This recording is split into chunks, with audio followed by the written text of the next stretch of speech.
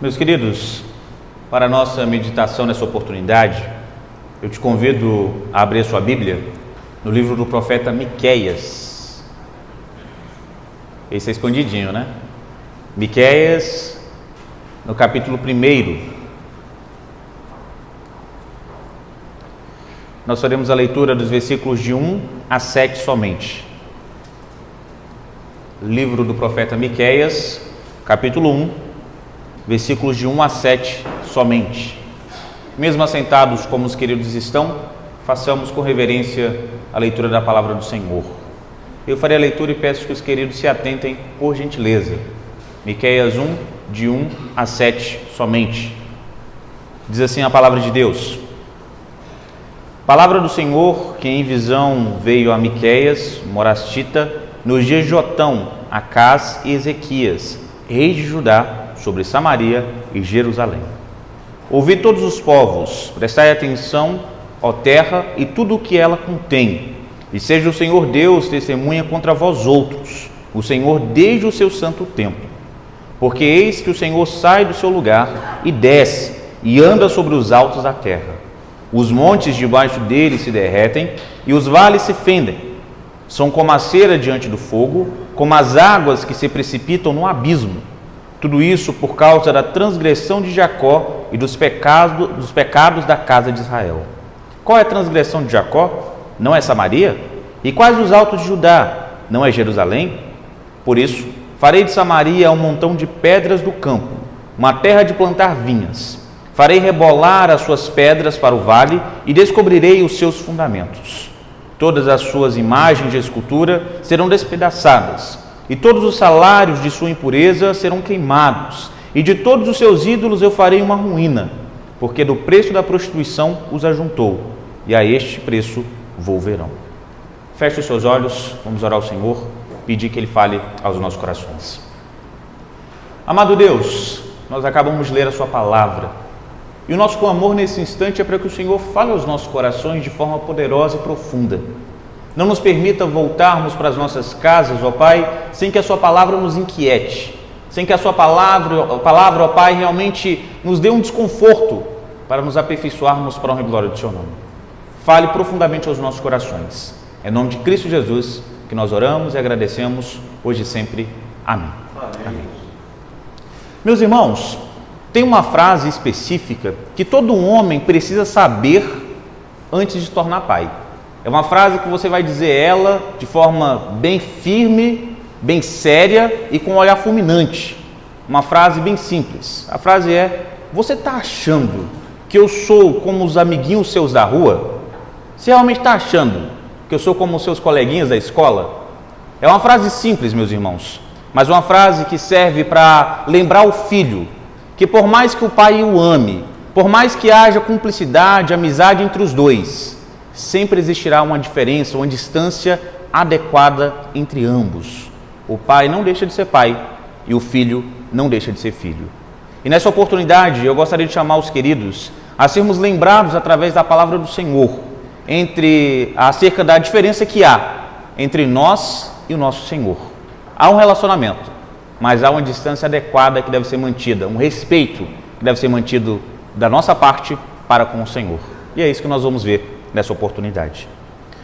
O livro do profeta Miqueias narra as visões, narra o período que Miqueias operou como profeta em Judá, em parte acerca de Jerusalém, durante mais ou menos 40 anos. É um livro que mostra como o povo estava saindo das fazendas em busca de novas oportunidades. E quando chegava na cidade, era explorado, extorquido, era roubado pelos poderosos, pelas pessoas influentes da cidade. Eles buscavam estabilidade e encontravam pessoas espertas querendo roubar o que eles já tinham. Havia uma ameaça constante de guerra e por isso os reis constantemente aumentavam os impostos para garantir que houvesse armamento, soldados, meios de garantir a segurança de todo o país.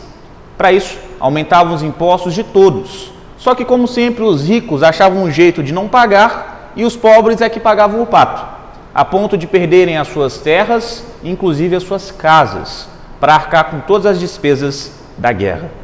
Os pobres perdiam tudo e os ricos conservavam o que tinham. Boa parte dos profetas havia se vendido para entregar aos reis, à população, as mensagens que os agradasse. Recebiam para isso. Eram profissionais para estar entregando o que o povo queria ouvir, o que o rei desejava ouvir. Nós temos mais ou menos assim: um governo corrupto, profetas corruptos, cidadãos corruptos, adoradores corruptos. É diante disso que o Senhor levanta um homem muito importante, Miqueias. O próprio nome do profeta já é bem impactante e importante nesse contexto, porque Miqueias significa quem é como Yahvé, quem é como o Senhor.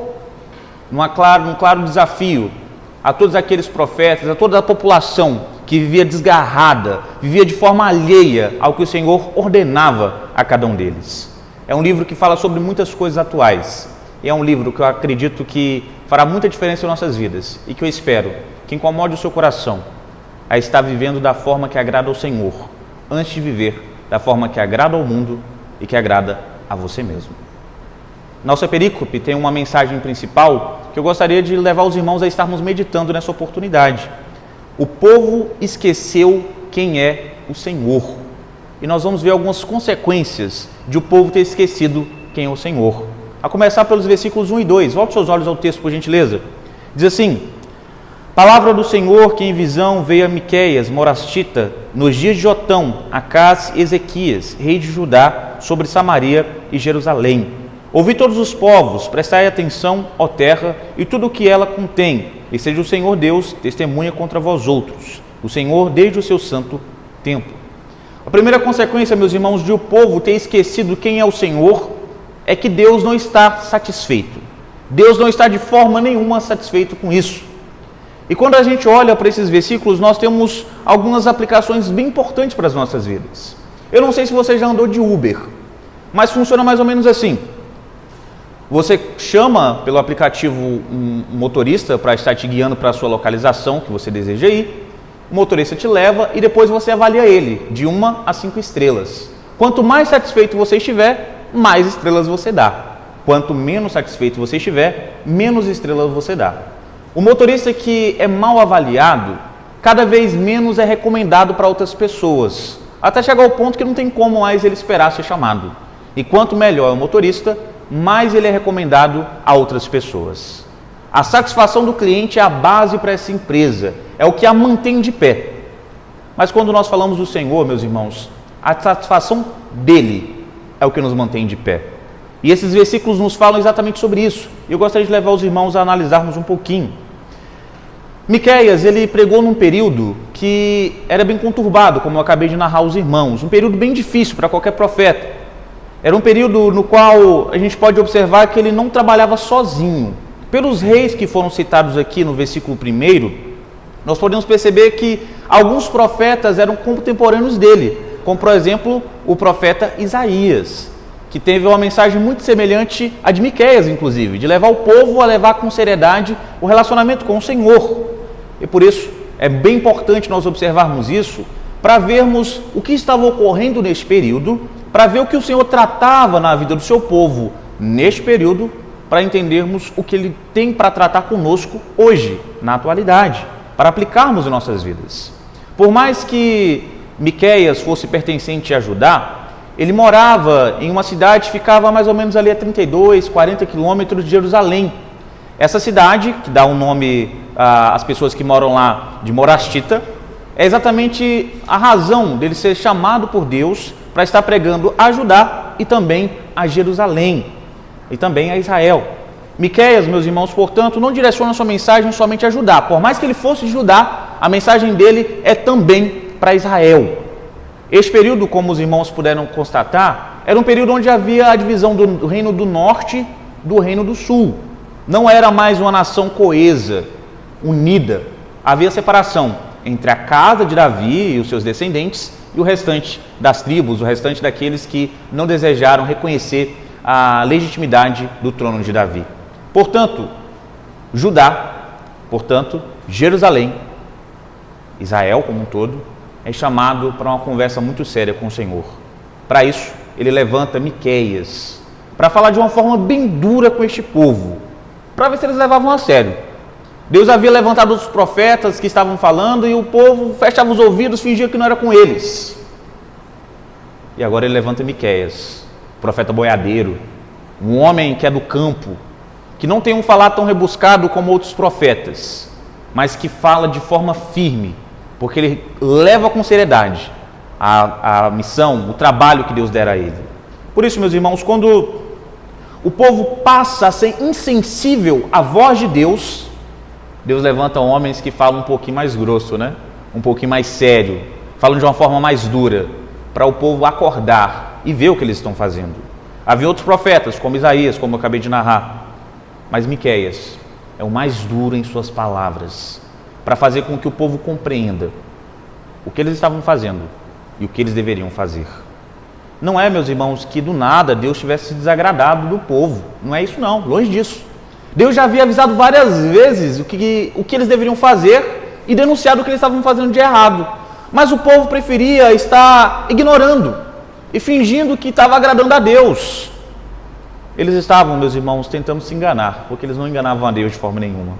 Tanto que no versículo 1, quando Miqueias ele cita Samaria e Jerusalém, para citar ali a totalidade, tanto do reino do sul como do norte, as capitais desses impérios, desses países, dessas nações, é exatamente para mostrar que ninguém, por maior, menor, mais velho, mais novo, mais rico, mais pobre, era inocente dessa acusação. A totalidade de Judá, a totalidade de Jerusalém e Israel como um todo, vivia de forma alheia à vontade de Deus. Ninguém era inocente diante dessa acusação. Deus estava insatisfeito, porque o povo estava vivendo no pecado e não achava errado, e não se arrependia mesmo com os profetas denunciando os erros deles. O povo estava cada vez mais desavergonhado, eles não tinham vergonha não, especialmente Jerusalém. O povo praticava várias obras que eram condenadas por Deus sem qualquer tipo de vergonha. E depois eles faziam o quê? Iam para o culto, iam para o templo para cultuar a Deus, numa forma de dizer, estou tranquilo, estou seguro, estou na presença de Deus. Agora nada vai me ocorrer, não vai haver julgamento, não vai haver castigo. Havia uma separação muito grande, meus irmãos, entre a vida secular e a vida em santidade, a vida para Deus. O povo estava cada vez mais entendendo que eles podiam fazer o que quisessem fora do templo, desde que quando estivessem dentro dele, eles colocassem o rosto em terra, eles pudessem de alguma forma oferecer suas libações, seus sacrifícios, levantar as suas mãos e demonstrar toda a sua devoção a esse Deus.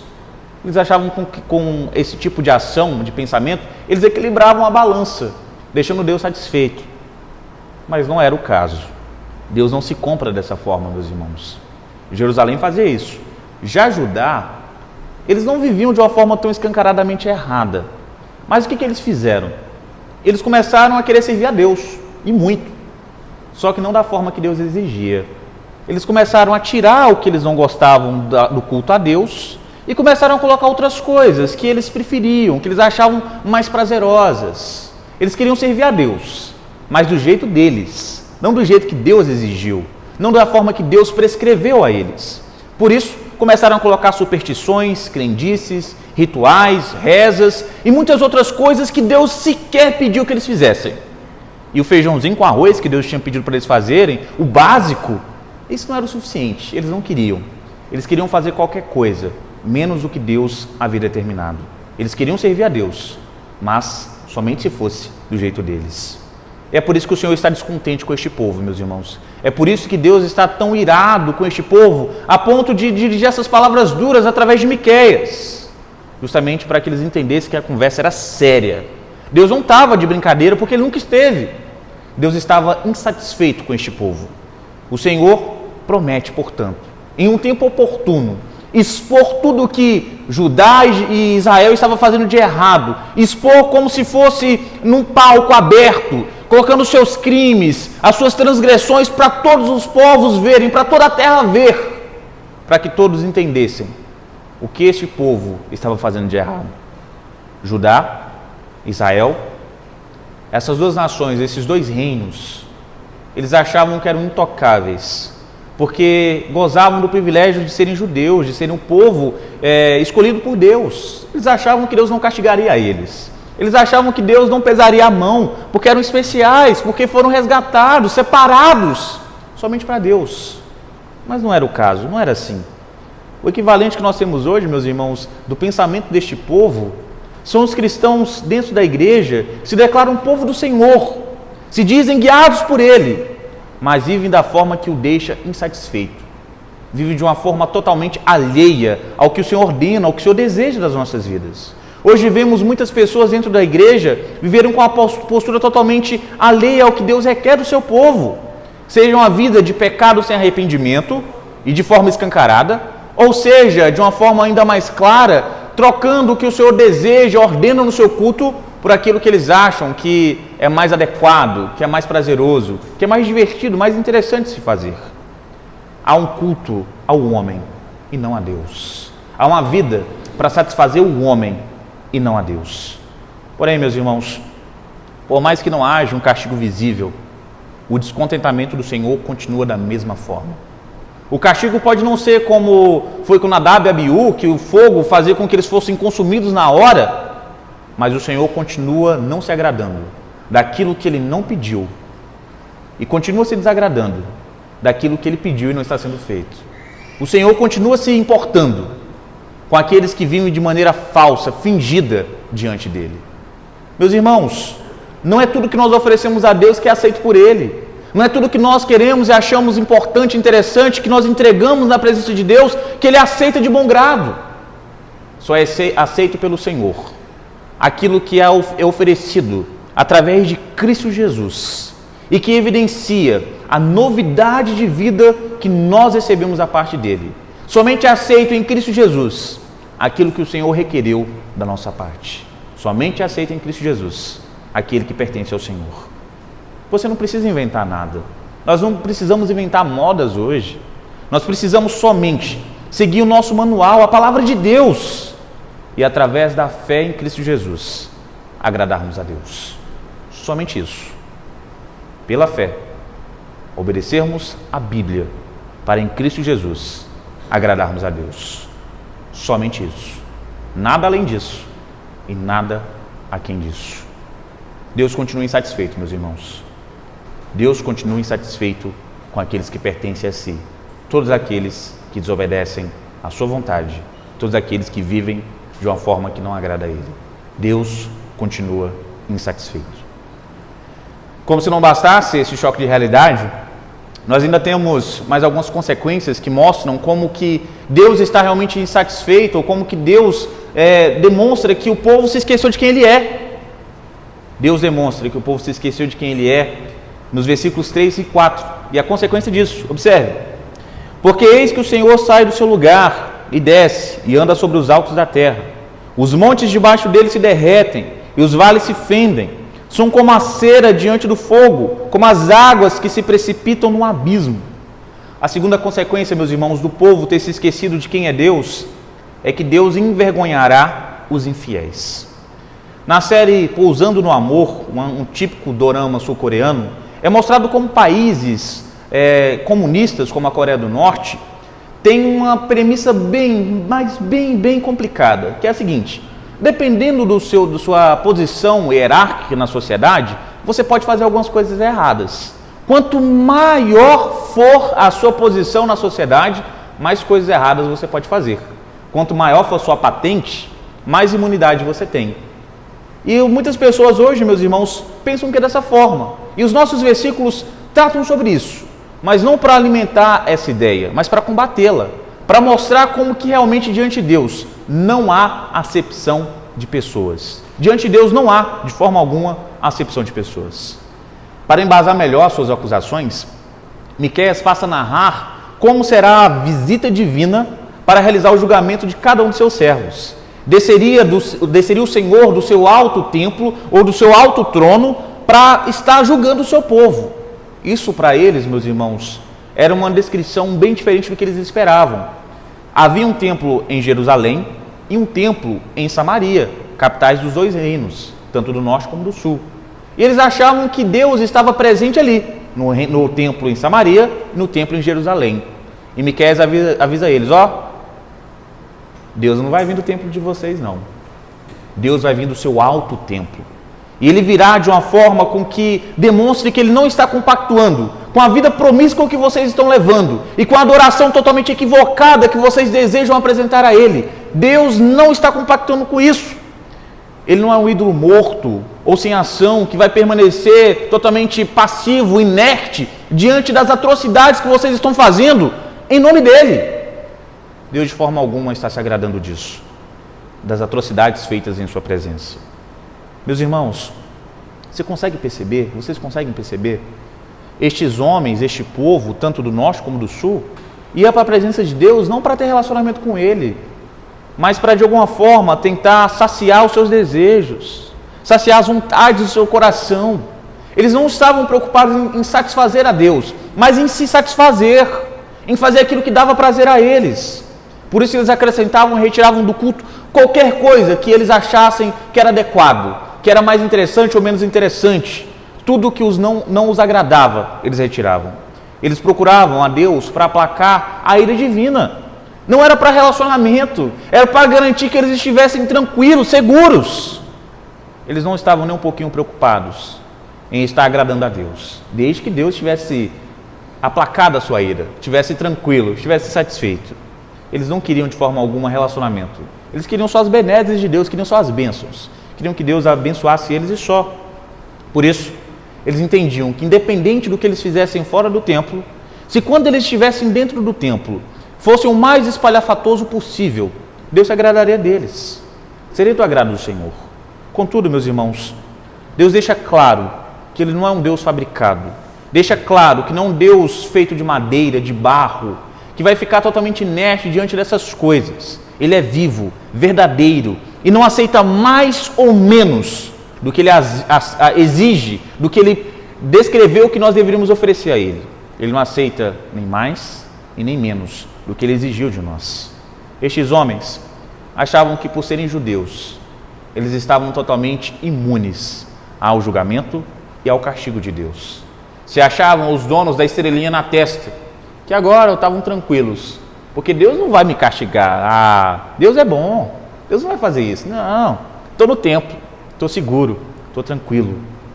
Eles frequentavam este templo e depois faziam o que queriam, o que dava no coração, o que dava vontade, porque eles entendiam: se eu fizer errado, mas for para o templo, está ok. E hoje, meus irmãos, quantas pessoas pensam isso? Quantas pessoas acham dessa forma? Que é como se batesse meta, né? Vim na igreja domingo à noite, cheque, pronto, minha semana agora está garantida. Eu posso ver de maneira alheia a vontade de Deus, mas eu estou garantido agora, estou tranquilo. Meus irmãos, um templo construído por mãos humanas não pode comportar toda a glória de Deus e não pode de forma alguma comprar a sua vontade ou desvirtuar o seu juízo. Não pode de forma nenhuma. Tanto que o Senhor começa a mostrar aqui que Ele viria para julgar o povo do alto do seu templo, do seu trono de glória, para julgar este povo. E Ele pisaria os altos da terra. E essa expressão ela pode significar tanto os locais fortificados, como fortalezas, como também os locais altos, onde eles colocavam os altares aos deuses pagãos que eles serviam.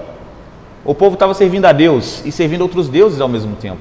Deuses falsos, deuses mentirosos. Eles estavam com a sensação de segurança, que era maior ainda quando a gente olhava os ricos e poderosos, que orgulhavam da sua noção, da sua própria superioridade, e entendiam que, olhando do alto dos seus narizes, eram intocáveis, eram inalcançáveis, e nada e nem ninguém, nem mesmo Deus, poderia mudar a situação deles. Por isso Deus narra que Ele pisaria, esmagaria todas as suas fortificações e também os seus altares e a vaidade e orgulho deste povo. O que Deus narra, meus irmãos, que faria é que Ele esmagaria de uma vez por todas as edificações, sejam materiais ou sejam sentimentais, que este povo ostentava para garantir, ou pelo menos imaginar que estavam garantidos diante do Senhor. O Senhor faria com que todos esses aparatos fossem destruídos com tanta facilidade, meus irmãos, que a comparação que o versículo de número 4 faz é como se fosse a cera diante do fogo. Para você ver, é mais ou menos uma vela, para você entender como é que é. Derrete, não aguenta, não tem como. É como a água tentando resistir a um abismo, para não cair nele. Não tem como. Cai. A terra fende, a cera derrete, as águas caem no abismo. Com essa mesma facilidade é que o Senhor narra que faria com que este povo lembrasse quem Ele é e quem eles são. Que eles se lembrassem que Deus é bom, mas Deus é justiça. Deus é amor, mas Deus também é correção. Deus também é correção. E hoje, meus irmãos, nós vemos muitos crentes se vangloriando do título na igreja, da placa da denominação, confiantes por serem membros comungantes, por serem batizados, por serem oficiais, líderes de sociedade, por serem antigos na igreja, por serem pastores das igrejas, eles estão tranquilos, que eles podem fazer o que quiserem, porque Deus não vai cobrar. Não, eu vou na igreja todos os dias, então Deus não vai me cobrar, Ele vai fazer uma vista grossa para mim. Eu sou o pastor da igreja, Deus vai entender. Não, estou tranquilo, Deus não vai me castigar, Deus não vai me cobrar, Deus não vai pesar a mão sobre a minha vida. Meus irmãos, Deus não faz acepção de pessoas dessa forma. A única acepção de pessoas que há diante do Senhor é aqueles que pertencem em Cristo Jesus e os que não pertencem. Fora disso, não existe. Não existe. Nós precisamos de uma vez por todas acordarmos, meus irmãos, e nos atentarmos que nós pertencemos a Deus, não é Deus que nos pertence. Nós somos sua propriedade, sua possessão. Não somos nós que temos Deus na palma das nossas mãos. É Deus que nos tem na palma das suas mãos. Por isso, meu irmão, independente de qual seja a sua posição da igreja, do seu tempo nessa denominação, a regra continua sendo a mesma. Não é possível agradar a Deus servindo de uma maneira fingida, com a santidade totalmente aparente, mas não real, não verdadeira. Não é possível, meus irmãos, nós estarmos na igreja, levantando as mãos, declarando o nosso louvor, cantando como nós cantamos aqui, e saindo por estes portões, vendo de uma forma totalmente alheia, vergonhosa, vexatória, de uma forma que envergonha o nome do Senhor. Não há separação entre a vida secular e a vida que agrada a Deus. Ou você vive totalmente para Deus, ou você não vive para Deus. Não há porcentagens, meus irmãos, não há áreas reservadas da sua vida que pertencem a você e não a Deus. Tudo pertence a Deus em sua vida, ou nada pertence a Deus. Deus não divide a sua glória, Deus não divide a sua possessão. Por isso, meu irmão, não finja, não minta, não tente enganar aquele que não apenas vê o exterior, mas sonda o seu coração. Aquele que sabe o que de fato está no seu coração. Não minta, não finja, porque Deus sonda os corações e julga as nossas vidas. Deus julga as nossas vidas. Mas ainda podemos ver uma terceira e última consequência que provam que Deus não está de forma nenhuma tranquilo com o povo ter se esquecido de quem Ele é. Os versículos de 5 a 7 nos mostram isso. Observe. Tudo isso por causa da transgressão de Jacó e dos pecados da casa de Israel. Qual é a transgressão de Jacó? Não é Samaria? E quais os altos de Judá? Não é Jerusalém? Por isso, farei de Samaria um montão de pedras do campo, uma terra de plantar vinhas. Farei rebolar as suas pedras para o vale e descobrirei os seus fundamentos. Todas as suas imagens e esculturas serão despedaçadas, e todos os salários da sua impureza serão queimados, e de todos os seus ídolos eu farei uma ruína, porque do preço da prostituição os ajuntou, e a este preço volverão. Por último, mais ou menos importante, meus irmãos, Deus castigará os culpados. No livro Harry Potter e o Cálice de Fogo, de forma mais específica, durante a famigerada Copa Mundial de Quadribol, ocorre a primeira manifestação pública dos comensais da morte. E aí você que leu o livro deve se perguntar, mas por que exatamente agora? Por que somente agora? Depois de tanto tempo que Voldemort havia caído, por que somente agora? Porque agora eles estavam se sentindo inalcançáveis do poder, do controle do Ministério da Magia.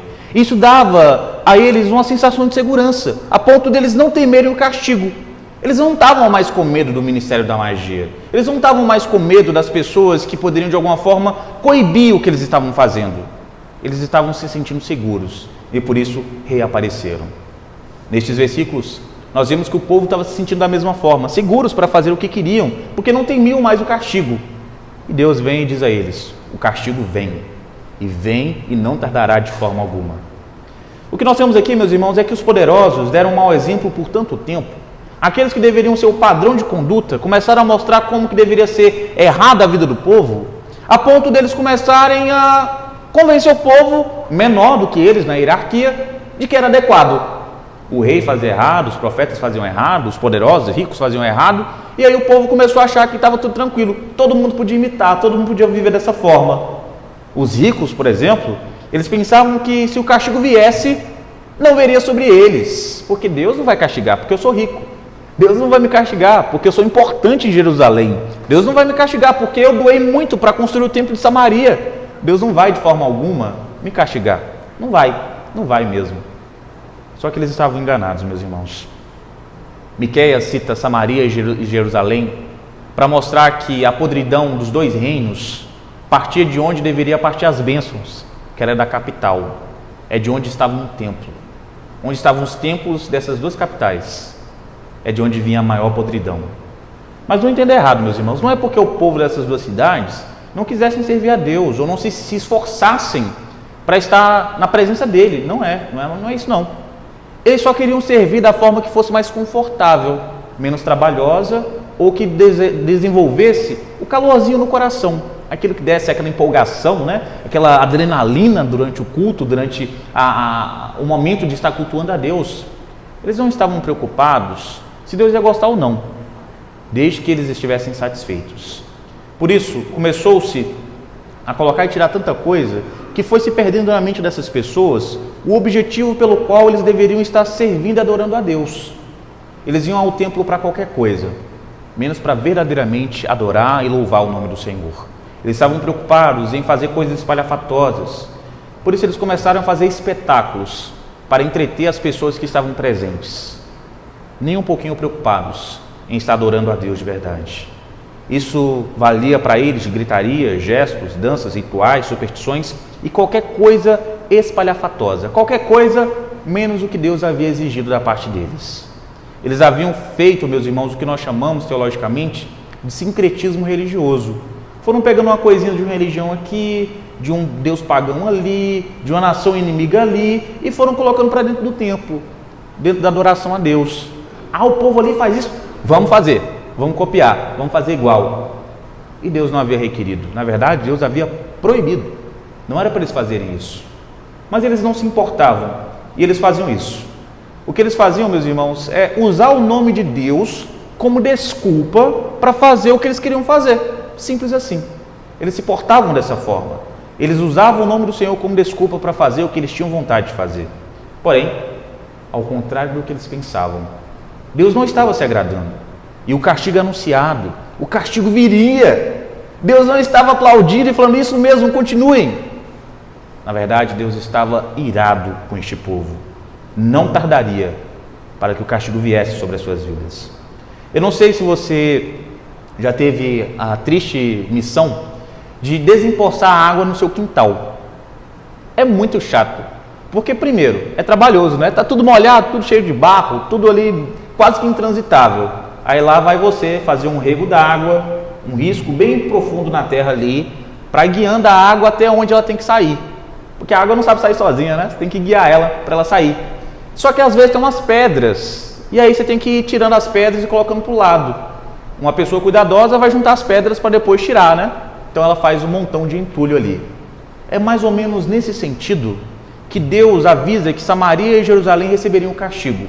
Deus faria um rego d'água tão grande, um risco tão grande sobre a terra, que faria com que para toda a podridão sair de onde deveria haver santidade, ele iria tirar as pedras de lado, a começar por Samaria, para fazer com que ela fosse como um monte de entulho, para não sobrar pedra sobre pedra, para que o povo começasse a se lembrar que Deus não se satisfaz com coisas que não agradam a Ele, para o povo se lembrar que não é tudo que se oferece a Deus que satisfaz a Deus, não é tudo que coloca-se na presença de Deus que é do agrado de Deus. Deus faria não sobrar pedra sobre pedra, a ponto de Samaria parecer um monte de entulho, a ponto do povo olhar para aquilo que antes foram uma cidade tão importante e falar: vamos plantar neste campo, vamos plantar nesse descoberto aqui, neste desnudo, vamos plantar neste local, parece adequado. Deus faria com que nem se lembrasse que aquilo ali foi uma cidade, para que o povo olhasse e se lembrasse: Deus continua existindo, Deus continua sendo Deus, e Deus não está muito satisfeito com as nossas vidas.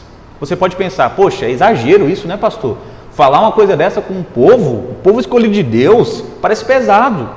Porém, meus irmãos, eu não sei se vocês conseguiram pegar com interesse o que os versículos passam, mas estava acontecendo o seguinte: o povo não estava adorando a Deus, fato. Só que eles estavam pegando essa adoração que deveria ser feita a Deus e com o entusiasmo que deveria ser direcionado a Deus, e estavam direcionando a deuses pagãos, a deuses falsos, mortos, pedaços de madeira e de barro. Não é que Deus estava com ciúme, meus irmãos, não entenda errado. Deus não tem ciúme de nada e nem de ninguém. Ele é Deus, Ele não precisa de nada e nem de ninguém. Ele estava indignado, Ele estava irado com este povo, porque além de desvirtuarem a adoração que deveria ser a Ele, estavam destinando a coisas que foram criadas por homens.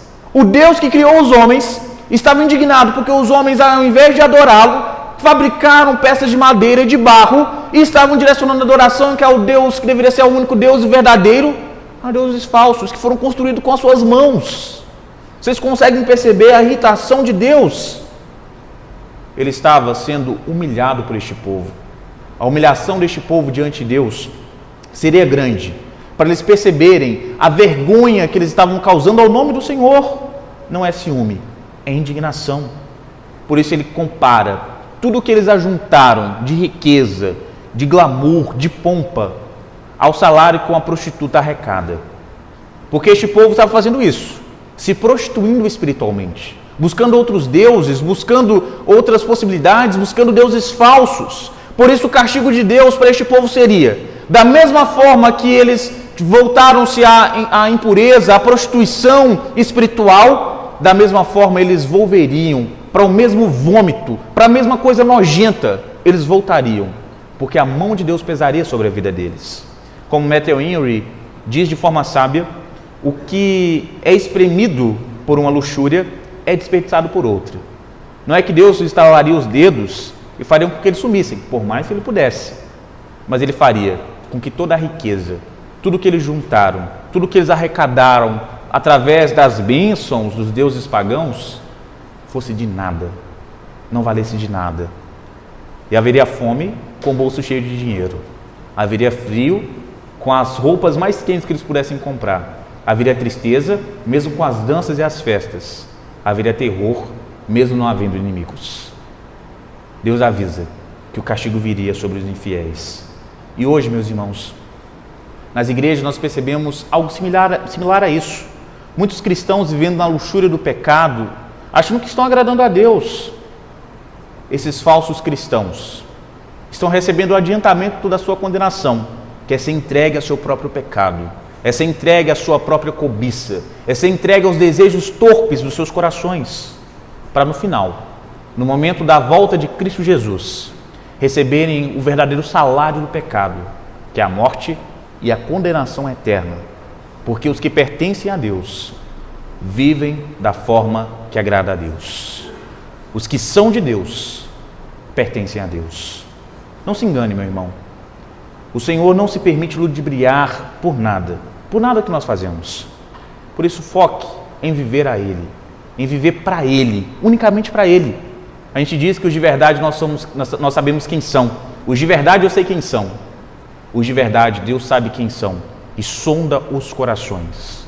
Não é apenas de aparência, é de fato de verdade.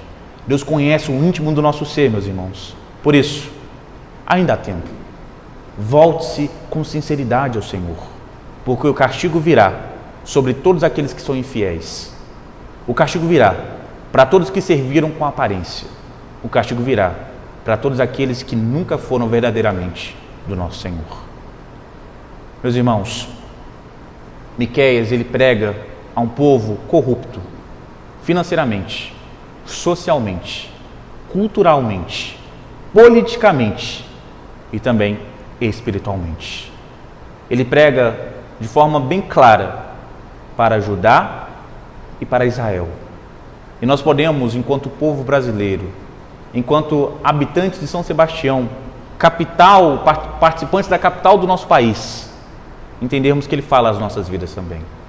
Ele fala a nós para acordarmos e nos lembrarmos que Deus continua sendo Deus. Ele nos ama, Ele se relaciona conosco, mas Ele não se agrada de tudo que nós queremos fazer. Ele não se agrada de tudo que nós demos vontade nos nossos corações de estarmos realizando. Ele não se agrada de nossa vida dupla, fora e dentro da igreja. Deus continuou com um padrão muito rígido de santidade e de comportamento. E todos aqueles que foram alcançados por Cristo Jesus, todos aqueles que verdadeiramente pertencem a Cristo Jesus, foram transformados pelo Espírito Santo, devem demonstrar isso, vivendo da forma que agrada a Deus, falando da forma que agrada a Deus, agindo da forma que agrada a Deus, pensando da forma que agrada a Deus, para que a adoração, o culto, a vida como um todo, seja da forma que agrada a Deus. Se você tem vivido dessa forma alheia, seja uma vida de pecado sem arrependimento, seja uma vida de adoração só da forma que te satisfaz, nessa noite eu te convido, assim como Miqueias convidou este povo a se mudar, a estar se transformando, a transformar o seu coração na presença do Senhor. Volte-se ao Senhor, ainda há tempo. Volte-se ao Senhor, emende os seus caminhos, porque o Senhor está insatisfeito, porque o Senhor trará vergonha sobre os infiéis e porque o Senhor trará castigo sobre aqueles que não verdadeiramente serviram e viveram para Ele. Volte-se ao Senhor, porque Deus não está satisfeito e porque, por mais que tenhamos nos esquecido de quem Ele é, Ele não se esquece de quem nós somos e de quem Ele é. Volte-se ao Senhor, porque ainda há tempo. Feche seus olhos. Quero orar por você nessa oportunidade. Santíssimo Deus, eterno e bendito Pai, nós oramos a Ti, ó Pai, neste momento no qual acabamos de ouvir a Sua palavra sendo ministrada, e clamamos, Senhor, fale aos nossos corações. O Senhor, melhor do que nós mesmos, sabe onde nós precisamos mudar, onde nós não estamos de acordo com a Sua vontade, ó Pai, no que nós aprendemos nessa noite.